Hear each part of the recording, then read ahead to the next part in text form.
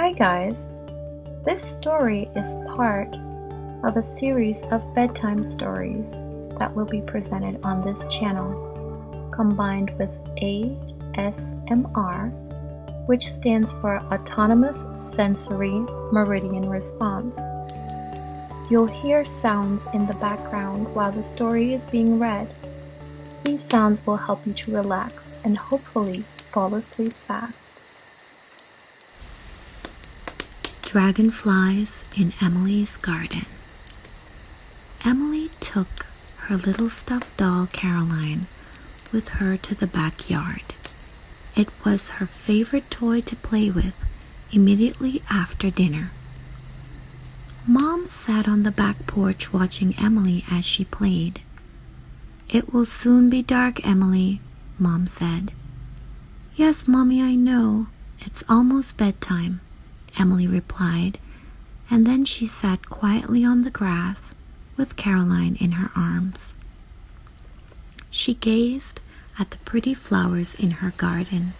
Most of them she planted all by herself. She remembered how much fun it was to dig in the dirt with her mom and water the plants too. Emily could hear the buzz of a little bumblebee that flew close to the pink roses on the left side of the garden near the water fountain. She closed her eyes and imagined that she was a small little bumblebee. Suddenly, she felt a burst of wind flow through her hair. Quickly she opened her eyes, and to her surprise, she was sitting on the back of a dragonfly. Emily was delighted. The dragonfly's wings fluttered vigorously. The wind from his wings was so strong, it felt like she was sitting in front of her Nana's giant round fan, which she did whenever she needed to cool off from playing outside on a hot, sunny day. Emily looked down at her feet. "Wow," she exclaimed, as she noticed how far away her feet were from the ground. The dragonfly had flown up high into the sky and zoomed from side to side. He zigzagged through the garden and then landed on the leaf of a buttonbush plant. "Off you go. This is as far as I will take you," muttered Mr. Dragonfly. Astonished, Emily did not reply. She stood up, stretched her legs, and looked at the dragonfly in amazement. "I think he just spoke to me," she thought. "Well, don't just stand there," he scolded. "You are a tiny bee for your age, but you can still help your colony to spread the pollen and collect nectar for the honeycomb," he said. "Why would I do that?" Emily asked, confused. "Because you are a bumblebee," Mr. Dragonfly replied, as he shook his head from side to side. In disbelief, Emily sighed. "What? A bumblebee? I'm a bumblebee?"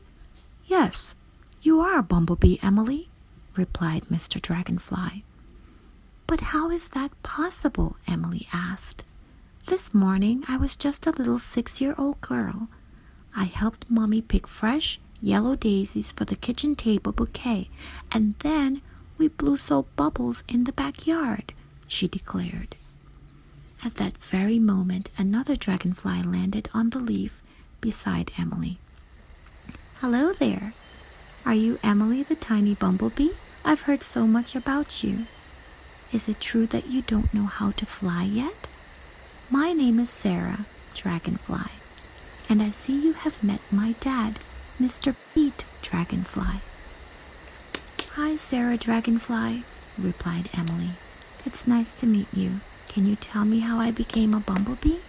Emily asked, puzzled. Sarah glanced at Emily with her intense, glossy green eyes.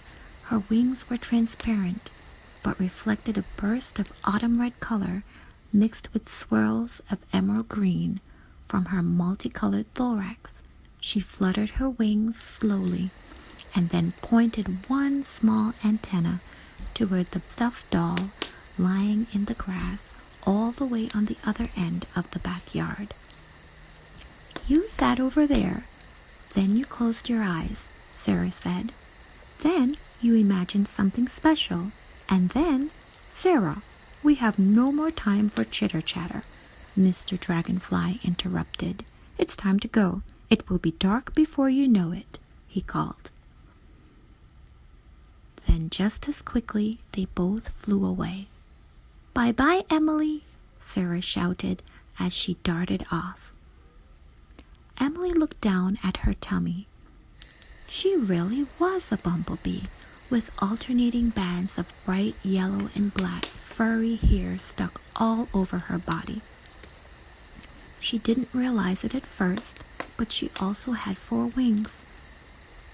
"They said I couldn't fly," she thought, but realized that she had never even given it a try. Now it was getting dark. For a long while, Emily stood alone on the buttonbush leaf. Finally, she mustered up the courage and jumped off. She began to tumble down towards the grass beneath the tree.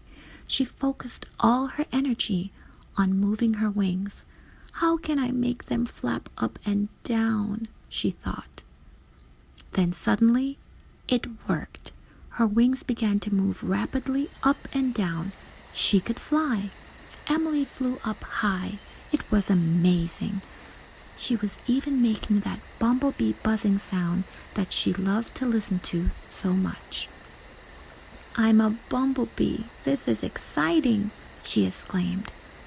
Soon, she had landed on the petal of a giant sunflower. It was a dazzling golden yellow color.